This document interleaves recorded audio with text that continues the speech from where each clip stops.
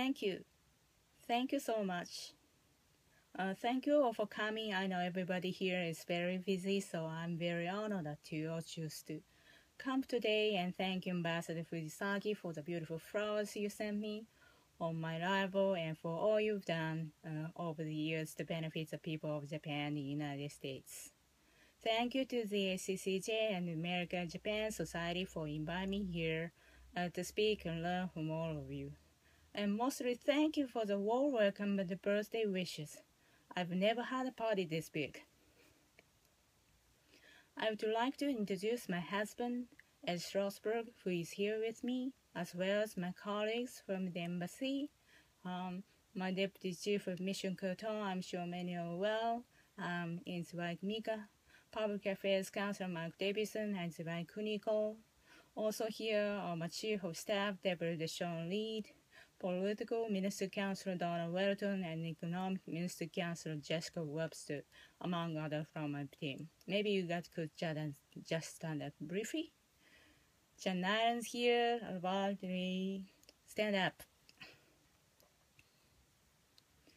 This launch is just the latest in a series of events over the past week, each of which has really been incredible in its own right, but also symbolic of the larger U.S.-Japan relationship as well. I'm honored that President Obama asked me to serve as his ambassador to Japan. It could be a moment as the United States rebalances to Asia. Relations are at an all-time high. We're making real progress in key areas of alliance, and the partnership is truly a global one. Just before I left home, this message was emphasized in meeting with the President, but the Vice President, Secretary Kerry, Secretary Hagel, and National Security Advisor. As everyone in this room knows well, Japan is the most important ally in the region, and Japan has no truer friend than America. We are bound by a common history and common values. Our countries have overcome a difficult past to embrace a promising future. There are deep and profound economic, strategic, and cultural ties, and our societies share commitment to freedom, democracy, and the rule of law. Japan and America are in diplomatic and humanitarian efforts around the globe. We are working together to solve difficult challenges in the Middle East, and most recently, Japan's Self-Defense Forces American military jointly delivered food, water, and medical supplies to thousands of the people in the Philippines, whose communities are devastated by Typhoon Haiyan. Over the course of the past week, I've seen the same spirit of trust and commitment made visible in less dramatic but equally profound ways. First, my presentation of credentials to His Majesty Emperor. I think everyone was amazed by the number of people who came out to welcome me. I know that my embassy colleagues, Japanese political leaders and journalists, and certainly people back home were all surprised. Even my children were impressed. But more striking than the number was the warmth and excitement that seemed to animate the crowd. It was a great tribute to the relationship between our countries, and I know there was also a tribute to the family legacy that I'm proud to represent. President Kennedy worked hard to strengthen the U.S.-Japan relationship at a difficult time, and my mother often spoke of his wish to be the first sitting president to visit Japan. As a child, it made a deep impression on me that my father's PT boat had been sunk by a Japanese destroyer. Yet, just 15 years later, he was proud to invite the Japanese commander to his inauguration as president, and excited about the possibility of the united crew of the two vessels on his future state visit. That's a great parable for a larger relationship, and a reminder that when we focus on the things that unite us instead of those that divide us, when we look to the future instead of the past, we truly can create a better world. Change takes work, it takes courage, and it takes perseverance. Those are qualities I saw in the people of Japan when I first came with my Uncle Teddy in 1978. We went to a Hiroshima hospital and spoke with women who had been burned in an attack. We laid a list on the past, but my uncle also talked about the future we could build together. I saw then, as I saw for the next 30 years, that he never gave up. He never stopped trying to improve the lives of others. That lesson is one we can all remember in our own lives, and it's important relationship between nations as well. Our parents and grandparents built United States-Japan alliance through countless acts of reconciliation, friendship, courage, and commitment. Now it's our turn to continue this work so that we can pass this alliance on to our children, even stronger than it's now. It was especially meaningful to me to be embraced by the people of Japan during this weekend remembrance when I was far from home and family, and I always remember the comfort and strength it has given me. That softness came not just from the crowds, but from the political leaders and countless individuals who sent me flowers, have written or spoke to me as I walked around Tokyo. The emperor himself offered sympathy and spoke of President Kennedy with adoration. Respect for regional tradition and the ability to infuse a formal ceremony with warmth and humanity are qualities that I admired greatly, and I feel the privilege to have given these gifts by the people of Japan. 2 days after I had the honor of meeting the emperor, I flew with Lieutenant General Sam Angelada, commander of U.S. Forces Japan and 5th Air Force, to Yokota Air Base, where its headquarters is located. As the military helicopter rose over Tokyo, I saw the giant shape of Mount Fuji in the distance, remind me where I was and how little time we each have in the shadow of something so timeless. United States Forces headquarters located in nice, nondescript, 3-storied U-shaped building from the 1970s. Right in the middle of U, where a parking lot used to be, now stands the brand new state-of-the-art headquarters of the Kokujieitai's Air Defense Command, commanded by Lieutenant General Nakashima. It's an impressive facility with great capability, the nerve center of Japanese air defense in a tense and potentially dangerous part of the world, monitoring Senkakus and the DPRK. Right next to General Nakashima sits a chair for the American commander. Throughout the day, I was impressed by how closely and the American and Japanese military are working together. They have common equipment, they train together, and the senior generals have lasting personal and professional relationships over many years. This mutual respect and cross-communication are vital to a strategic partnership and evident to every visitor.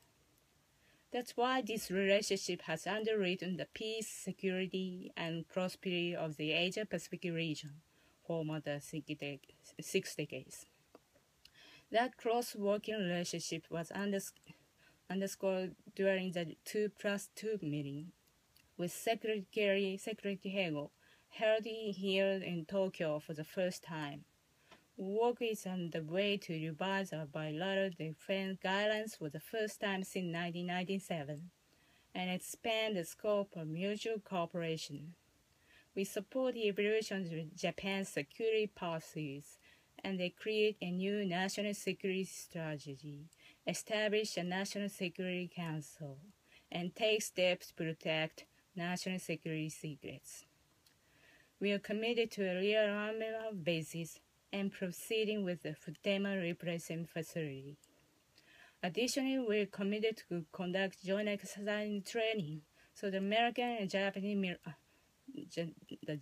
American military forces can be ready partners in the defense plan, as well as continue this work together in humanitarian assistance, disaster relief, economic development, and peacekeeping operations around the world. At the same time, as Winston Churchill said, we arm to parley. In dangerous times, the United States has always stood for the principle The dispute should be resolved through diplomacy and dialogue. We are ready to assist this process in every way we can. As Secretary Kerry said last weekend, we hope to see a more collaborative and less confrontational future in the Pacific.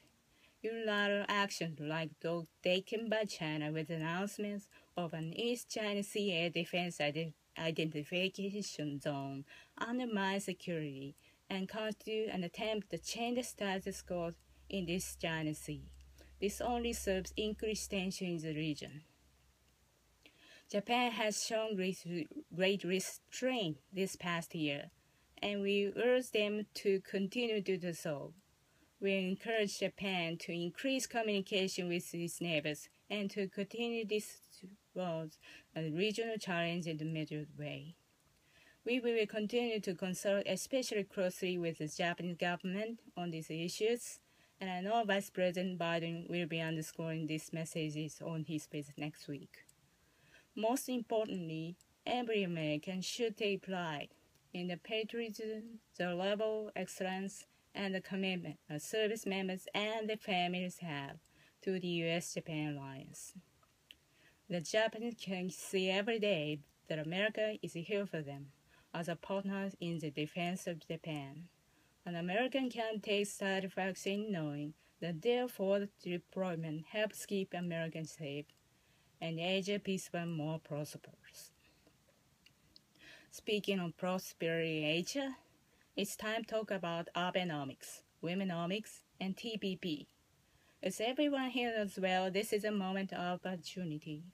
Japan enjoys political stability, economic renewal, and eager to increase trade investment in the United States. Our economic ties are broad and deep, and our economies are closely intertwined. For example, American products like the Boeing 787 consist of a large percentage, 35% of Japanese components, and the U.S. companies provide half the parts for the new Mitsubishi regional jet. Insurance, energy, healthcare, all represent important source of the future trade investment, and just this week, Bloom Energy and SoftBank announced an exciting joint venture. The Japanese sent a large enthusiastic dedication to the recent Select Youth Summit, and the entire Asia-Pacific region is poised to benefit of the past TPP. This comprehensive, high-quality trade agreement was greatly enhanced by Japan's participation. It's complex and difficult, yet critical to overall Asia-Pacific rebalance, both economically and strategically. A strong Japanese economy is in the U.S. interest, and TPP is important level in Prime Minister Abe's domestic policy agenda as well. Ambassador Fruman and his negotiators getting down to the tough issues, but they are optimistic, and the Japanese are fully engaged. President Obama is committed to a tight timetable, and I have a feeling that Vice President Biden will deliver that message forcefully next year as well. But once again, we can't leave everything up to government. It's up to all of you in this room to make sure that people at home also understand the positive aspects of this agreement and what ensures passage. We must also get ready for implementation so that TPP's benefits can be widely felt without delay, and our embassy team is committed to help me make that happen. I was impressed that Prime Minister Abe used our first meeting to showcase and discuss his commitment to womenomics, just as he did it in his visit to New York. Americans know and were seeing that women empowered in the entire society benefits. The IMF estimates that if Japan increased the numbers of working women to the level of other developed countries, its overall GDP would rise 4%. I believe the Prime Minister understands that this is not just a women's issue. It's a man's issue. It's a family issue. It's an economic and national security issue, and it's a moral issue. In the United States, we still have a good deal of work to do. But I'm proud that President Obama, as first act as president, was to sign a Little Bit Better Pay Act, removing the barriers fighting pay discrimination. And as the first woman to serve as United States ambassador, I'm also proud that the political and economic minister counselors and our Army legal and press attaches, as well as the chief of staff are women. And I'm looking forward to learning more about the workplace dynamics here in Japan. Lastly, over the past 2 days, I visited the Tohoku region, where I was deeply affected by the scale of destruction, yet inspired by the strength and resilience of the people there. I was humbled to follow in the footsteps of the U.S. military and my predecessor, Ambassador John Lewis, whose deep personal commitment to provide help and hope through Operation Tomodachi is still being felt every day by the people of the region. We visited the coastline where one miracle pine tree remains out of 70,000 used to be there, evoking a powerful symbolism of the single pine tree in Japanese painting. At the Mangokura Elementary School, students were amused by my clever attempts and even tolerated my left-handedness. I brought home little ambassador of hope in the form of knitted creature made by a group of grandmothers who understand that creativity and community are often all we have in times lost. Not only did the crochet help them focus on the present rather than the past, the women treasure the letters they have received from people around the world who bought their eco-friendly postcards. I'll be hanging them on the Christmas tree and the embassy and sending them friends to remind them of the spirit of Tohoku. Finally, I was able to donate books to a library dedicated to memory Taylor Anderson, an American jet volunteer who taught English there before she was killed in tsunami. And when I looked at the list of books that have been selected, I noticed that my Uncle Teddy's children's books called My Senator Me, one of them. It brought a smile to my face and think of how much he and his dog Splash, who is the actual author of the book, would have loved know they were big in Mangokura.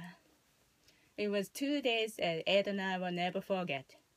Like the travel in U.S. homestay programs, in which 10,000 young people have participated, this visit brought to light the vital role that the Tomodachi Initiative plays in connecting these communities to the broader world. For those of you in this room who have supported the Tomodachi programs, I hope you will take great satisfaction in the impact that your contribution have made, that you continue to support these efforts, and maybe that you go visiting people there who benefit from their generosity so that they can thank you in person. I beg you come back even more great ideas for programs to help. Our young people have so much in common. It might start with anime, but it can become astronaut Wakata commanding NASA astronaut on the U.S. International Space Station. It might start on the back lot in Osaka and end in grading triumphs in 86 years as Koji Ahara pits the Drexel to victory at Fenway Park. Now that the world is interdependent and international, those of us in positions in this alliance need to make sure that young people have opportunities for collaborative compositions that are varied and meaningful in the arts, science, education, sports and business. President Kennedy and Prime Minister Ikeda established COCOM 50 years ago to address similar issues. 50 years later, we must build on the work, meet the goal of doubling international student exchange by 2020, increasing language studying travels so that 50 years from now, people can look back with the same sense of gratitude that we feel today. My father admired Uesugi Yozan, an 18th century daimyo from the Tohoku area, known for his good governance and sacrifice for the public good. Yozan introduced democratic type reforms, encouraged people in different social classes to join and serve their communities together in new ways. He lived simply and invested in the future, building schools and starting businesses. In ways that resonate with President Kennedy's famous call to service, he wrote, "The domain is inherited from ancestors, to be passed on to our descendants. It must not be thought of as a personal possession. If you put your mind to it, you can do it. If you do not, you cannot. That is true for all things. When something is not done, it's because someone has not done it. So now it's up to us. As we prepare to celebrate Thanksgiving tomorrow, I'm grateful for so many things. Most of all, this opportunity to serve my country, to learn from you, to work with you, and with the people of Japan, to bring our two nations even closer together. Thank you very much."